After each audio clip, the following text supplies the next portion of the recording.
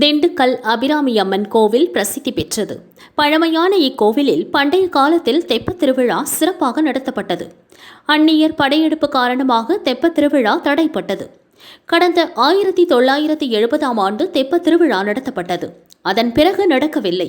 இந்த ஆண்டு தெப்பத் திருவிழாவை நடத்த அறங்காவலர்கள் குழு முடிவு செய்து அதற்கான ஒப்புதலை அறநிலைய இணை ஆணையரிடம் பெற்றனர். அதைத் தொடர்ந்து மலைக்கோட்டை அடிவாரம் கோட்டை குளத்தில் தெப்பத் திருவிழா வெகு விமரிசையாக நடைபெற்றது. 54 ஆண்டுகளுக்கு பின் நடைபெற்ற தெப்பத் திருவிழாவில் அபிராமி அம்மன் தெப்பத்தில் எழுந்தருளி பக்தர்களுக்கு அருள் பாலித்தார். பல்லாயிரக்கணக்கான பக்தர்கள் கலந்து கொண்டு அம்மனை வழிபட்டனர். பிரசாதம் வழங்கப்பட்டது.